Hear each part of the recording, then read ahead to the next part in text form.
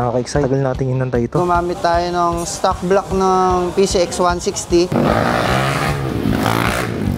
Sobrang gaan manakbo. Sobrang sulit. Grabe yan! Ang lupit! At matapos nga nating ipa-install yung braking system kagaya ng Brembo at Big Disc sa Moditech Hub Caloocan, diniretso na natin dito sa RS1 Moto District sa Caloocan din para naman sa engine upgrades ni Giorno. Dahil dito kasi ginagawa yung mga engine builds at iba pang mga repairs.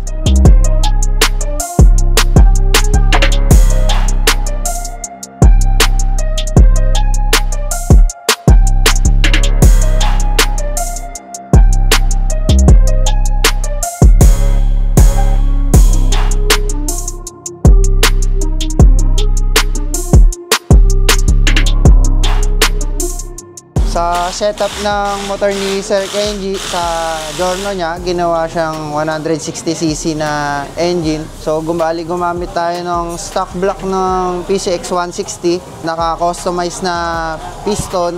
Then gumamit rin tayo ng throttle body na galing ng Vietnam, bali 32mm. Then gumamit tayo ng 140cc na injector, tapos customize na camshaft. So, bali yung nag-set ng engine nito, bali wala siya dito, pero yun, bali partner po natin siya sa engine modification sa lahat ng Honda. Tapos ito na, mag-install tayo ng ram air para mas malaki yung air intake niya.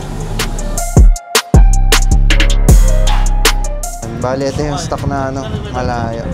Yung stock na ram air niya. Malayo. Ano naman boss, kung gusto maglagay ng mga mushroom, may dagdag ba yung compare dito eh? Mas hindi siya advisable kasi talagang higupin siya ng dumi compare sa ganito. Kasi kahit umulan, hindi siya basta-basta pinapasok. Umulan, delikado, no? Oo, delikado. Naipunan kasi ng tubig. Tsaka pag naghugas ka, kailangan pang plastic. Oo, yun, pa-plastikan mo pa. Para kang nakamiyo na open carb nun eh, pagka makapal na rubber damper. Rubber damper. Makakapal siya ng ilang centimeters compare dito sa stock.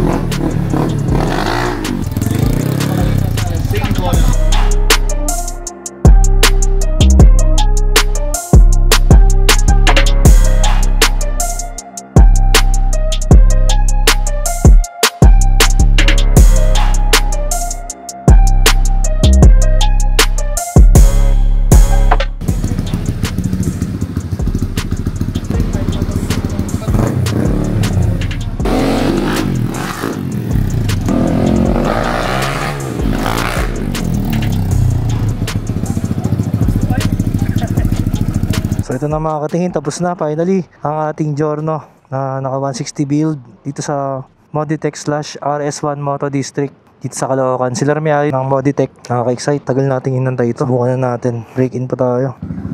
Ayun, okay. Thank you boss, thank you.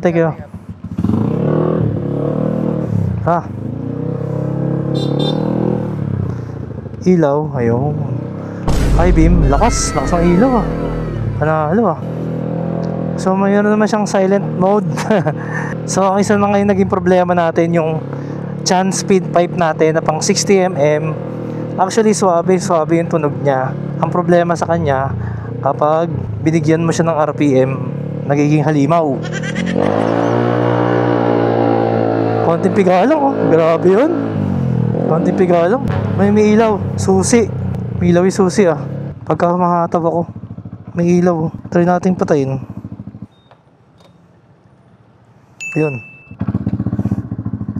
Ayun, mukhang okay na. Pinapakaba naman ako nito. Baka nakalog lang. Nakalog. So yun, pinakaba lang tayo. Tara. Pinapakaba naman ako nitong Giorno na to. So bigyan natin siya ng isang malupet. Grabe no? Panggulat Konting piga pa lang Grabe yun. Ang ganda ng preno.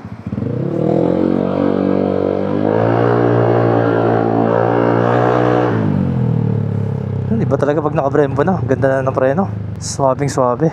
Yung pipe niya, kailangan natin siyang ipa-modify natin.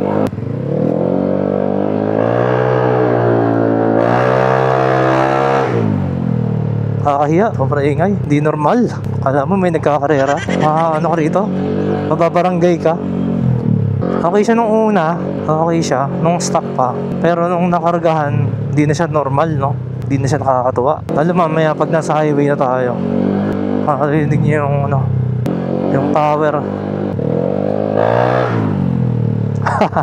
Grabe yun eh. Pero ano, may power. May ingay pero may power, di ba? Dati kasi may ingay pero yun na yun. So break in daw, kailangan mga ano lang, 40, 50, ganyan lang. Pitik-pitik lang, di pwedeng bumabad sa ano, sa high RPM. Pero in fairness, grabe no? Oh? Ano pa yun ha? Yung piga ko, 1 part, baka wala pa nga 1 part. So gusto ko rin malaman, kaya ayoko magpalit ng race tire. Gusto ko rin malaman kung hanggang saan ubra yung stock tire. Sabi kasi nung iba, makapit naman daw. So gusto ko subukan. And dito naman sa mga ganitong akyatahan, maganda yung performance niya. And partida, hindi pa pala ito nare-remap. So stock tune pa to. Ito kagandahan dito. Sobrang linis na setup. Andito na yung switch natin, nagawa na natin. Buti na natin si Moditech Hub. Siyempre siya gumawa lahat ng mga gusto natin. Pati yung built-in switch na malinis. Kaya yung hazard natin nasa kaliwa kasi nire-reserve ko yan para dun nga sa switch. Dun sa headlight. So na-achieve nila lahat ng gusto ko. Big shoutout sa Moditech Hub. Maraming salamat. Perfect build na. So kailangan lang natin i-break in. Pagkatapos remap, tapos pwede nang gas pull all the way. So ngayon di pa tayo pwedeng mag gas pull all the way kasi yung makina natin, no? Ano lang. Tapos yung ano natin, 350 kilometers pa lang yung odo natin, di ba? Ayun.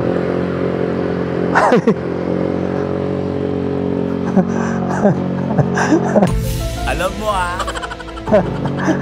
Buti na nasa kabilang side tayo. Sa pag low RPM, swabing-swabe lang siya. Kaya lang, pag binigyan mo, talagang ano, talagang bibigyan ka niya ng ingay.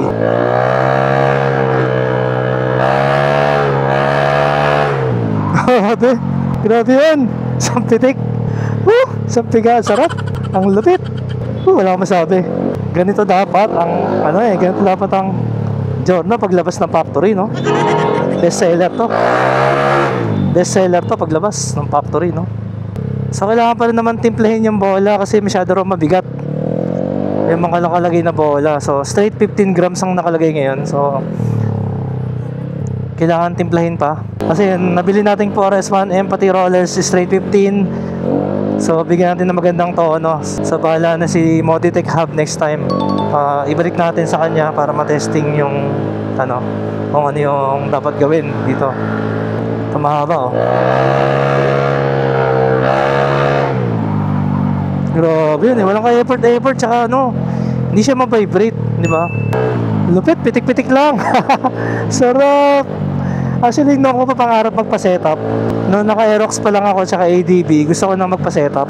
Pinipigilan ko lang sarili ko kasi sayang pera. So ngayon, medyo nagkaroon tayo ng extra. Naisip ko, parang sarap setupan ni Giorno kasi unang-una, bago sa paningin, konti pa lang yung mga naka-setup. Masusubukan ko, pwede ko share sa inyo kung maganda ba o hindi, kung masasayang ba yung pera or sulit, di ba? Kaya na-excite akong subukan. And ayun nga, pag nilong ride natin, sabihin ko, share ko sa inyo kung kamusta ba, kung sasabog ba, tatagal ba, kung anong pakiramdam, tsaka kung ilan yung gas consumption niya kapag nilong ride na natin. Grabe din yung hatak, para naka big bike. Pero yun nga, hindi pa kasi to perfected, hindi kagaya ni Italjet Dragster natin na nakamalossi.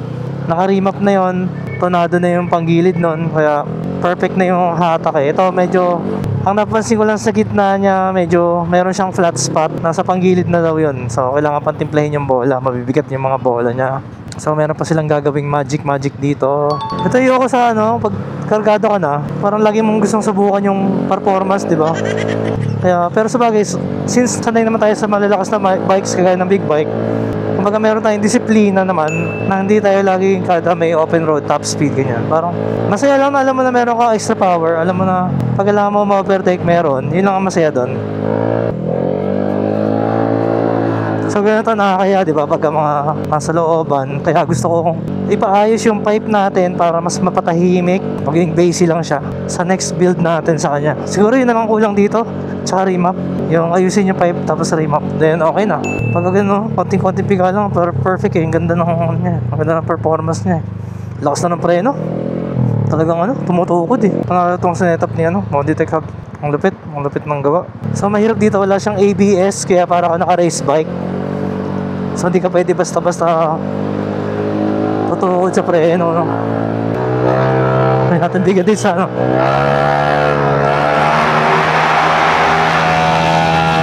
Grabe yan! Ang lupit! Ang bilis kuhanin ng basta yun na yun, ang bilis. Bilis kuhanin ng alam niya na, yung gusto niyang marating. Mararating niya na kaagad, grabe yun. So pwede raw itong piritin, pero sundot-sundot lang. Hindi pwede yung ibabad. So yun, lupit. Sobrang gaan manakbo. Sobrang sulit. Tapos syempre yung block nito, original Honda OEM, original Honda na pang PCX 160. Kaya syempre matibay, no? Gawang Honda yan, matibay. Napaka panalo. Kung may budget ka, ito yung magandang pag-ipunan sa Giorno. Pero dapat, kumbaga, buuin loob mo, tsaka kumbaga, mag-riding school ka, or basta kailangan yung skill mo, patasin mo rin yung skill mo. Hindi pwedeng piga ka lang ng piga. Kailangan ka rin disiplina, pag long ride, endurance, pwede. Ito nga pala yung aux light natin, pakita ko sa inyo. Papatayin ko, patay ko yung aux light. Ito yung headlight natin. Ayun headlight na yan. Bright na tayo, low, bright, low, low. Ayun yung headlight. Patayin ko, buksan ko yung headlight, aux light, ayan. Diba? Tsaka malinis, nandito lahat ng controls, wala nang nakalawit kung saan man. Tapos try natin yung i-bright, ayan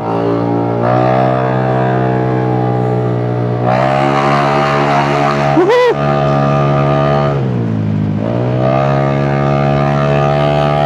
Wala pang full throttle yun. 3/4 pa lang yun. Wala pa.